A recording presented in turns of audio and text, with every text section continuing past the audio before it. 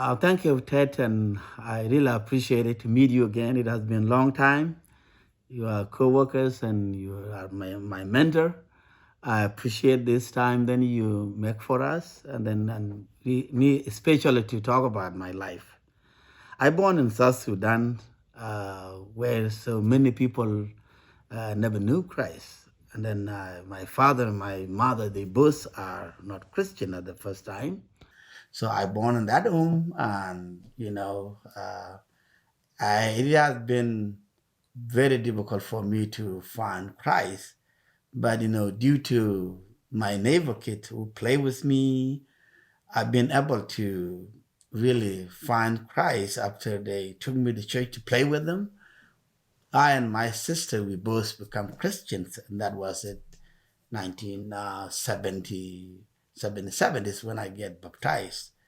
But prior to that, I was just going to church. And, Christianity at that time, is not perceived as a religious for Africa. They see it as a white man religion. But due to we were in town, we had been able to sneak into the church, and then we become Christian at that time. So I'm glad that God called me, and I find Him, and then I find uh, Christ, and then I've been able also to come back to my dad. Why did you have to sneak into church? Because my dad do not want me to go to church, and then they see now I'm really leaving the traditional belief. We are enemies, so we all believe in many many God, but the good thing is they know there is a creator, and then that creator create a small God, and then you can have a tree, animals, or any kind of tree or animal to be your God, but you see a mediator between you and the big God. This is how the belief is. So we believe in our ancestor. So sometimes you sacrifice for them to ask blessing. So that is the traditional belief that we come out of it. So you started going to church, you snuck out to go to church, then what happens?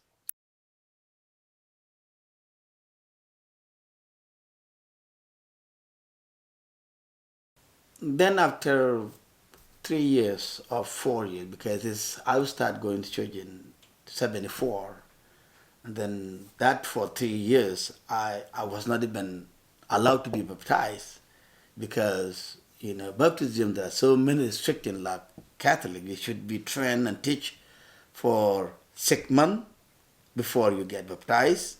You must learn about 35 questions from catechism that has been put together by the missionary from the Presbyterian Church. And then also you have to learn 10 Commandments, memorize them in your head. And then also you have to learn the Lord's Prayer. All this in confession, all these things, you have to learn them. Mostly Lord's Prayer, 10 Commandments, you must know them. So after you know, and then if you are very young child, pastor have to make sure then if he baptize you, you are not going to go back to your idol worship. So they are very careful of baptizing you, but they encourage you to continue. If you've been there for a long time, they know you have strong faith. They will not take you back to traditional belief or what kind of idol worship you are doing, and then they baptize you. This is how, we spent 3 years going to church, and then after that, the pastor baptized me.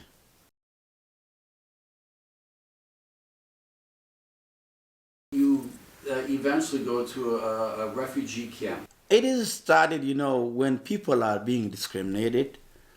That is a proverb in African proverb. They say, if two elephants fought, the grass suffer. This is what happened. The civilians are the one who are really, really suffering. No matter what, if you are aside with the government or you are aside with the rebel. Let's say in your village, the rebel come and camp there. So you have nothing to say, don't camp in our village. They have to camp there. And then now the government will come and fight them. When they fought them, whoever got it there, and then you will be counted as a supporter of the rebel, although he has no power to tell them not. So it happened, and that was in 1982. Then the government went fought with rebel. Then they captured people there, including my colleagues who are working in the church. So they brought them. I was in town where the government held the power with the government.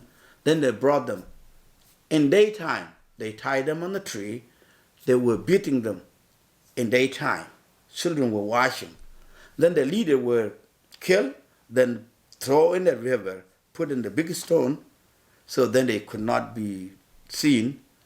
And that I remember there was a big guy that has been it came up because it had been 3 days. So people were watching for a day and a days. So we were so upset, and then I was among those group. Then we led demonstration. Then my name was in the list. So because of that, one time when I got married, and then my wife had a problem, so we lost 2 kids.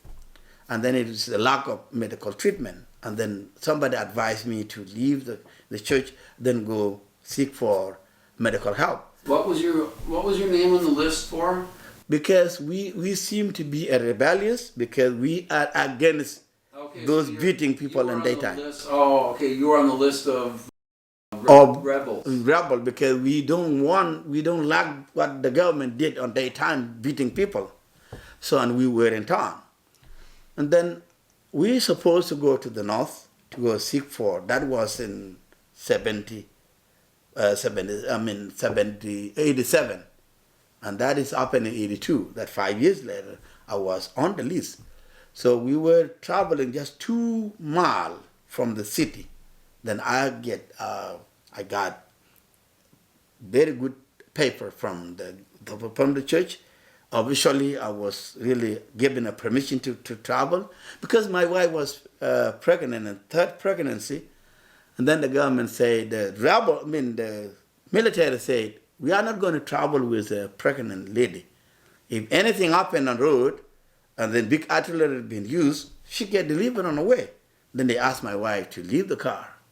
So instead of giving all my belongings that I packed and loaded in the military car, they took them. So I was so upset and be depressed, say I have to go to Ethiopia in a refugee camp. Then they heard the word Ethiopia, then me that I'm going to join the rebel. Then they came and captured me. They sent me to the military prison. I was there for 2 days. And then the civilian again was quarreling. And then they moved me from the military prison. Then they took me to the police. Then after 3 days, then people also get anger. We put them to the traditional leadership in the community. I was there for another 2 days. Then the church people told me, sneak out. Then I sneak out from that. Then I escape at night. So if lying, then I'm going to use bathroom, and there's no toilet. Then you have to use bush. And then I told them I want to go to use bush, to go to bathroom. And then we talked to that guy. So and then when I left, then he shoot in the air. Then I left. This is how I moved to Ethiopian refugee camp. In the refugee camp, what was that like? The life was so difficult. We are camping in one area. We are not allowed to move. You don't have to go to the citizen where you can interact with the citizen there. So, and then I decide, I was working in the church, so many things happened that could take a long time for the video, but mostly I began attending school again. So when I left South Sudan, due to war and negligence that has been, the treatment that has been given to the South Sudanese and Christian there, I've not been able to go to school. I went go to school in Arabic in 3rd grade. Then I I drop off because you have to get, if you go to 3rd grade, maybe you go to 4th grade, it should be maybe about 100 miles away from your community. So if you don't have relatives there, you have to drop off. And then when I was 14, I went to the north. And then I learned English only, grammar. And then I finished 1 and 2 and 3. Then when I went to camp, I sat for exam in 7th grade. And then I passed. And then I went to school. Then I passed 8th grade. And then I come to the city. So this is how Where are the schools? The school was in town where there's indigenous communities schooling, and then also we refugee have one in the churches, because Christians one really educated us. So many Christians opened the school, starting with our dialects, and then after you finish four classes, and then you will begin English. This is how we started, and then when you finish in your school, and then you want to go to 7th grade, then you will take an exam, then you will go to the government system. So you were able to, in the camp, you were able to go to the school, which is how far from your house? Yeah, this is 4 to 5 walk one way, and then 4 to 5 walk coming back. Then 4 to 5 what? Yeah, 4 to 5 minutes. Oh, 45 minutes. Yeah, okay. 4 to 5 minutes from my home to school. And then you leave, because the school open at 7:30, you have to leave your home at 6. Did they have gates or something around the camp? There's no gate, but there are some checkpoint when you come through main road. That's checkpoint. That's no gate. But when you are trying to go this real road, when you try to go somewhere, then you should be stopped and then ask where I come from. And sometimes it's very dangerous to escape and go through community. You should be killed. But you have to go through the main gate. How did you get out of the refugee camp? That is in 1991.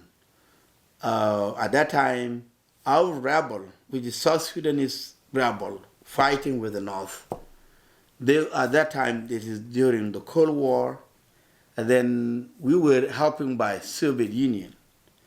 But, because we are under the Soviet Union, because Ethiopia government, they are under communists at that time. So then the rebel who want freedom from the North have to say we want to be communists like you, and then they are helping us. Soviet Union, Cuban, they're all training our rebel, and then now the United States and the other allies, they do not want that. So then they help Ethiopian government, the Ethiopian rebel, and then the Ethiopian rebel and the North Sudan been able to capture the country, and then now we are enemies because the government now captured the country. Ethiopian become, independent, occupied by the new rebel now, new government, and then we have to run out from Ethiopia. We come back to the bush. And then now many artillery, then bomb dropping on us. So from that, I think it was April till May, we were wandering in the bush. And then we settled.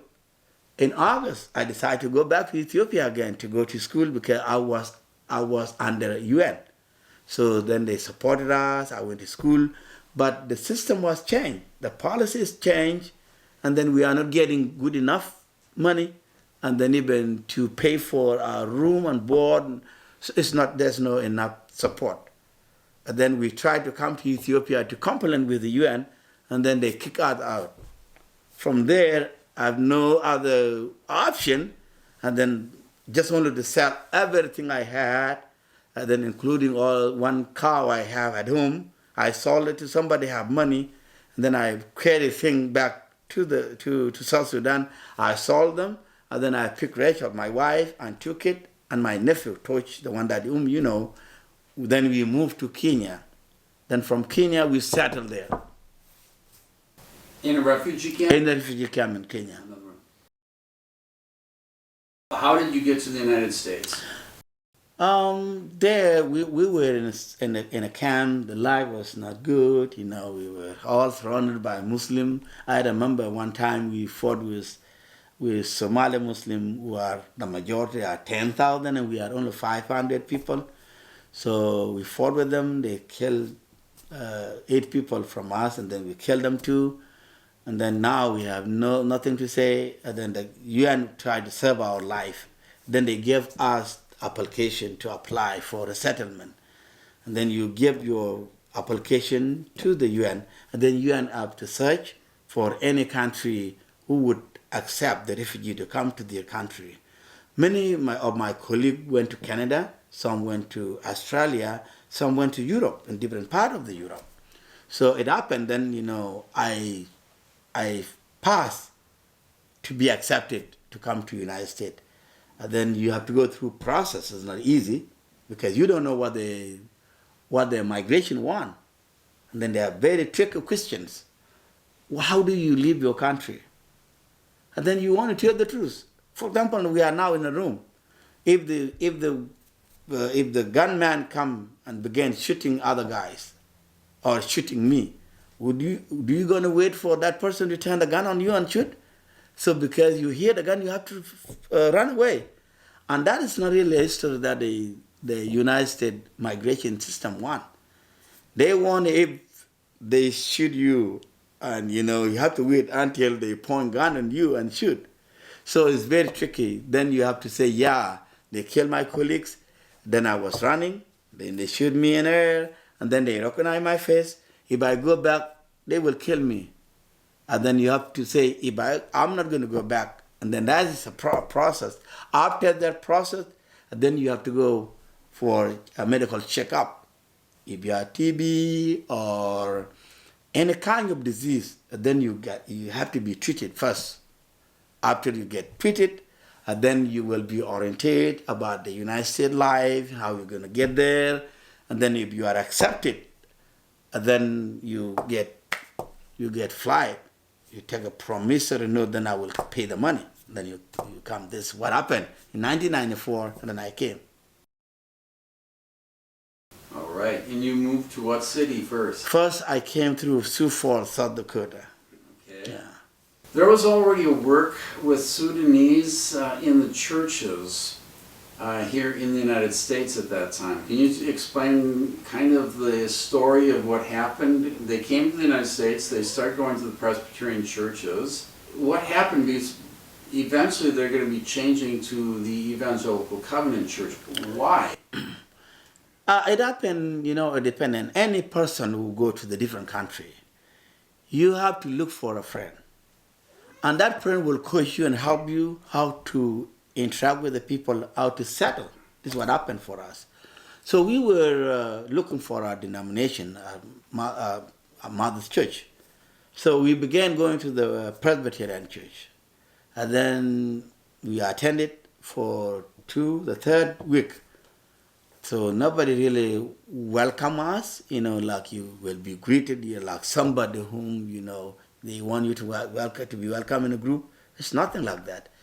Then I decided to tell the people, music always connect people. I say, if we have Christian music, these people will know then we are Christian. Then I suggest then we have a song. Then I went to the pastor to tell him, then can you give us a time during worship service? We need to have a song. We know little English when we came. Then he accepted. I thought he would put it in a bulletin. But he didn't. But really, actually, he didn't want to say no. But he just lied to us. Says, yeah, we will put you in a schedule. Then we sat in the service. Everything has been done, all scheduled, and then they done with worship. We thought then we're not going to have a song. After they came for refreshment, having a coffee in the dining, while they were talking and greeting each other. You're gonna have Sudanese sing a song for us. So then we took a small drum. We sing a song then a person could really want to listen to. Then our first song is a mighty fortress is our God, which is popular to many denominations, many Protestants. But nobody really dared to listen to what we were doing. They were talking, We were singing, talking, chatting to each other, then blew us off. Then I decided to search for where we can fit. Then I asked those who were in town. They said there's nowhere you can fit in this town in Sioux Falls. If you want to fit, you need to find the Evangelical Covenant Church, which is under a pastor called Pastor Alan Holty. Pastor Alan Holty work in the community, involved in the refugee. He's welcomed Serbian and Eritrean, Ethiopian, and some monks refugee in town. This church collect all food items and utilities and use clothes. And then they volunteer with Lutheran social services. If thing needed, then some people will come and support the refugee. Then each church has been known to that. Then I was told, then I have to go there. Then I was asking those guys, so who really go to that church before? Then there's another guy called Samuel Quach. He's the one that attending that church. Then I got his number. I call him. Then I say, okay. Before that, we tried to get our own worship in my apartment. We were singing a song. And then those of our neighbors, they say, you are really disturbing people. Then they call a manager for us, asking, what are you doing? We say, yeah, we try to pray. Say, you find a place. This is not a place for worship. Find a church. That lead me to look for a church. Then we look for a church. And then really we decide to go to the Covenant Church. And then they warmly welcome us. And what was needed, it is a place for us to worship and also something that can take out the church, because we came from Africa. It was April. It is cold for us, still cold for us, and nobody has a car. We need to go to the church. And that support, we found it there in Sioux Falls Evangelical Covenant Church.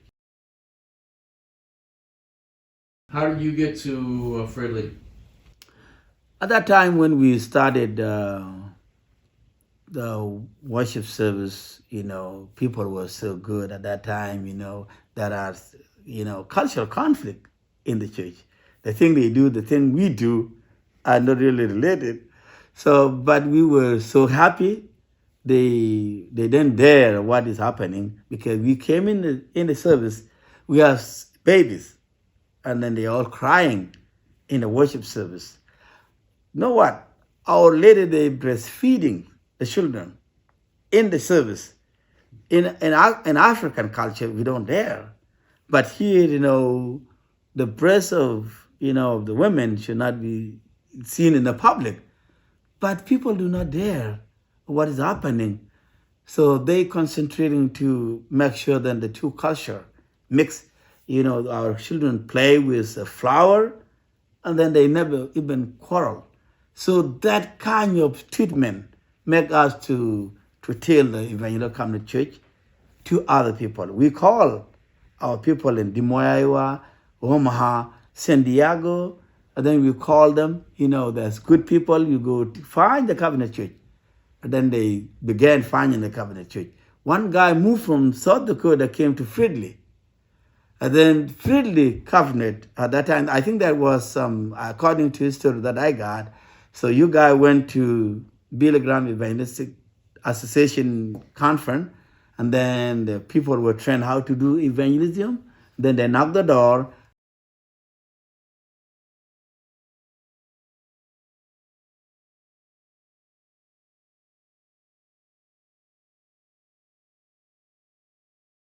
And then Sudanese used to come to Fridley.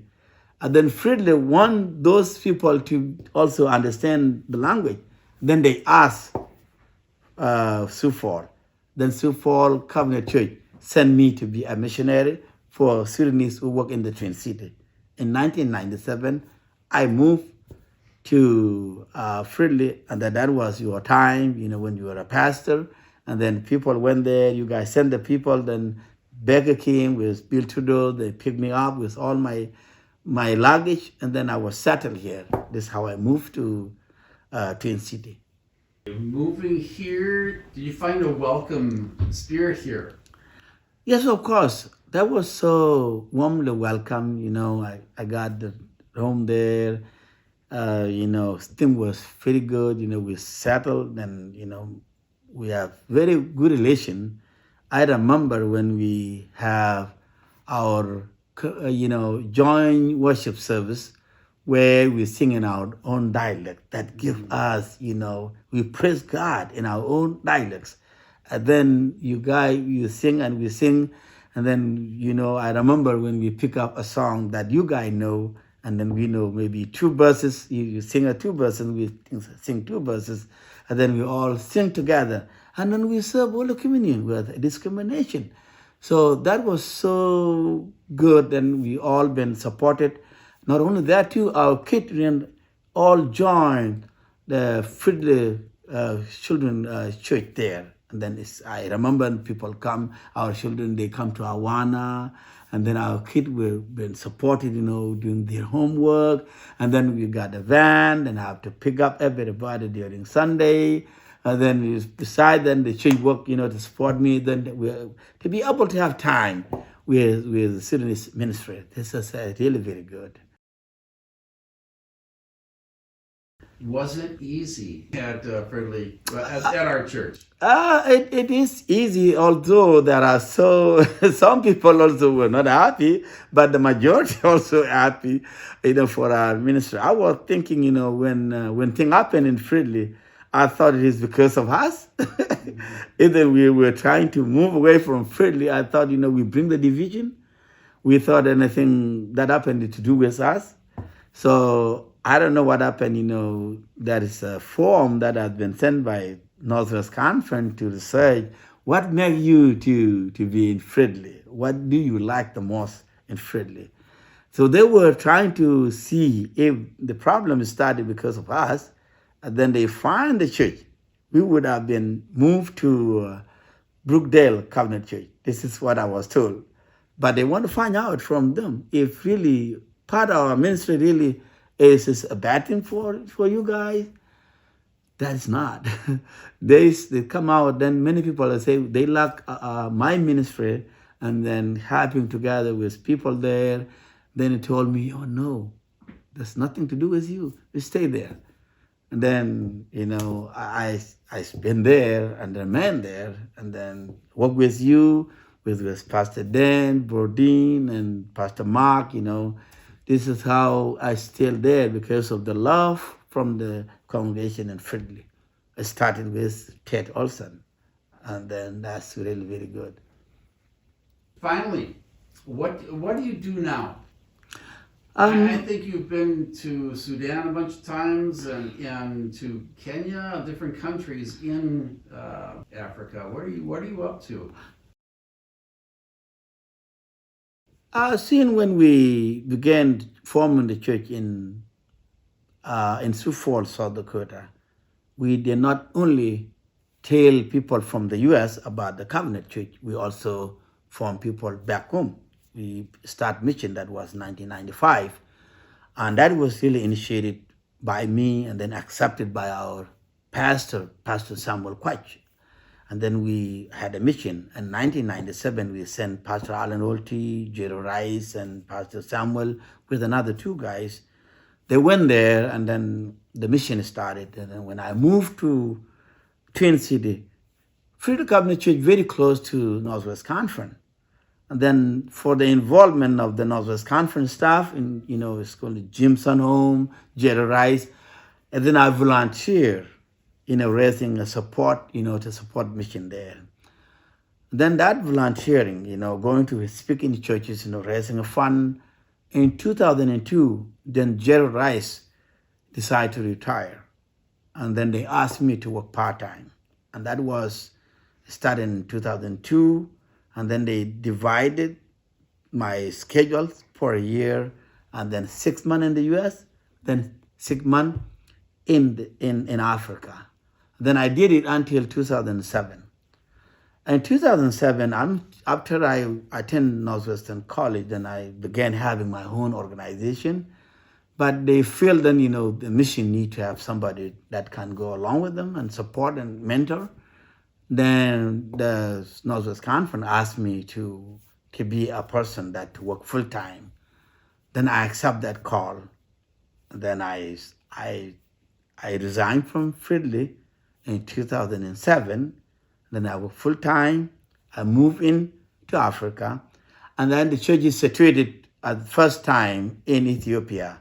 During peace treaty, then people moved to South Sudan, and then still there are some people also who are refugee, even are still in Ethiopia, Kenya, Uganda, and North Sudan. And this is the people that I work with. The church now grown up. We start few churches, about 20, 30 churches in Ethiopia, but it grown. The total churches now, as we are speaking, they are 405 churches with over 45,000 people now. And then they have 78 pastors. 4 of them were female. And then I work with them, I coach them, training them. We also coordinate projects, and then plus peace program that I'm teaching. So we're raising church, we're raising fund for the church, we are building church. We're also supporting orphans. Those children have no father because the war has been in and out for so many years, 50 years and over. And then we had civil war and it started in 2013. So still then the refugees also move in there. So we are support widows, and then we support orphans, and then we train pastor, and then I'm the one who leading. So I work as administrative assistant for the refugee, for the Covenant Church there. Now you left that area because of danger. Is it still dangerous to enter back in and work? When the civil war started, everybody has to run out, because there is so much atrocity that was committed by the government and those who remain in the government too. But now peace treaty is signed, people are returning back. Also the peace is not complete, so we feel safe and had made so many trips back to South Sudan. Then I'm going to move there. So I feel safe to be in with the people there and be involved in the community peace project that we call We're Ambassador for Christ. When you went from Presbyterian over there to Evangelical Covenant, what did the Presbyterian missionaries think of this? Because they worked a lot with you guys for years. They worked a lot, with us for a year. They were not happy, they were upset when the news come out, because when we came, we are so many. I used to go to Lutheran social services, always taking us to the churches, the church was supporting them, take us as a group. I used to go sing, bring the group there, and then they put in television. And then now our host church is not Presbyterian, it is Evangelical Covenant Church. Then they want to find out why we left the church. Then they send one guy who's been a missionary for a long time, who speaks our language. Then they send him to Sioux Falls. And then all the missionaries who were in South Sudan, including other denominations like Reformed Church, a lady called Angelina, she's in Sioux City, Iowa, she's still alive, and other missionaries, they come because our names been in the news all the time. They want to find out why we left the Presbyterian Church. We told them this story. They were so upset, but they said sorry for what happened. And then they support us. I remember in that time, before I moved in here, all the senior evangelists who were evangelists back home there, including myself, we were called to come to have a conference in Minneapolis. And then they still look at us, as their leader. But they say, we thank God, then you find a home church, but we sorry for you to move, but continue in your life. So they finally accepted. Then we get a place where we continue on our Christian journey, But it started by them. Very good. Thank you very much, James. Thank you for having me here.